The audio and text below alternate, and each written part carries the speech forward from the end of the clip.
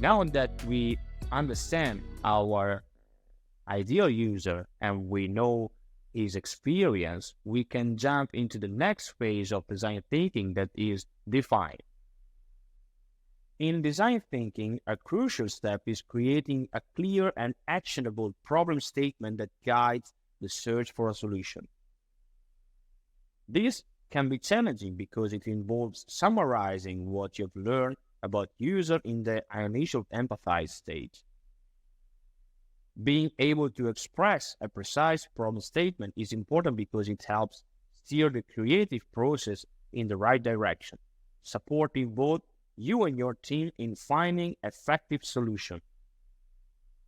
Before we go into what makes a great problem statement, it is useful to first gain an understanding of the relationship between analysis and synthesis. Analysis involves breaking down complex concepts and problems into smaller, more digestible components. This occurs, for instance, in the initial stage of the design thinking process, the empathize stage, where we observe and document details related to our users. On the other hand, synthesis involves creatively assembling these pieces from cohesive ideas. This occurs during the define stage, where we organize, interpret, and derive meaning from the gathered data to formulate a problem statement. While analysis predominantly unfolds during the empathize stage and synthesis during the define stage, these processes are not confined to specific stages within design thinking. In reality, analysis and synthesis often occur iteratively throughout all the stages of the design thinking process. Design thinking frequently analyzes a situation before synthesizing new insight, then analyze their synthesized finding once more to create more detailed synthesis. As we said before, it's important to define a good problem statement. A well-crafted problem statement should possess the following attributes. It should focus on helping the people the team aims to assist, steering clear of an emphasis on technology, financial returns, or product specification. Creative freedom.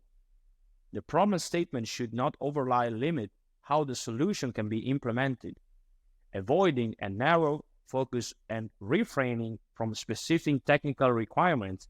Provide the team with creative freedom.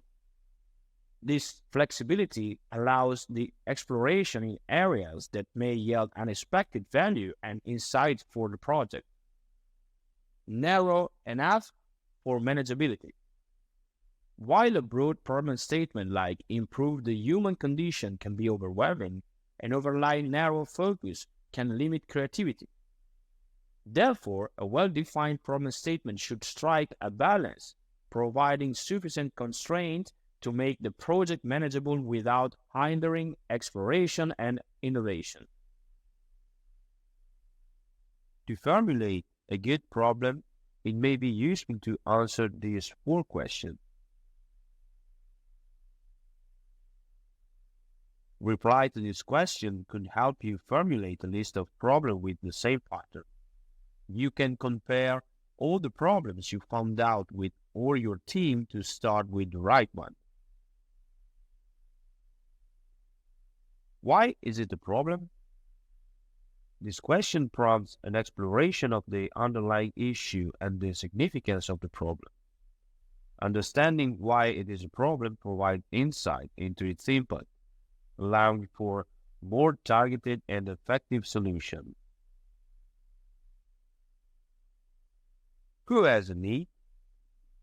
Recognizing the specific user impacted by the problem is fundamental to creating a solution tailored to their requirement. Let's say that even if our user persona is Marco, the need could be for one of his family or for his dog.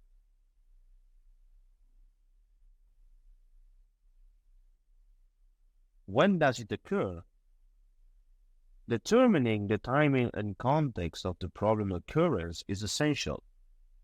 This question helps in identifying patterns, triggers, or specific situations in which the problem manifests. Understanding the temporal aspect provides valuable context for designing a timely and relevant solution.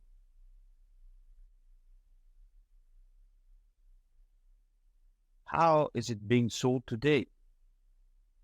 Investigating current solutions or approaches offers insight into existing strategies and their effectiveness. Analyzing the current method of addressing the problem helps identify gaps, inefficiencies, or areas for improvement. This knowledge is essential for designing a solution that surpasses or enhances existing practices. Affinity diagrams are a great method to help you make sense of all your information when you have a lot of mixed data, such as fact, ethnographic research, ideas from brainstorming, user option, users need, and design issues. Affinity diagrams are all about bundling and grouping information, and this method can be one of the most valuable methods to employ. The method is also called space saturate and group.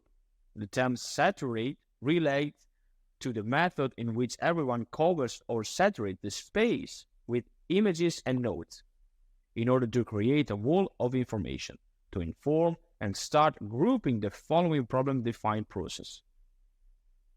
Then you can draw connection between these individual elements to join dots and develop new and deeper insight. They will help define the problems and develop potential ideas for solution. In other words, you go from analysis to synthesis.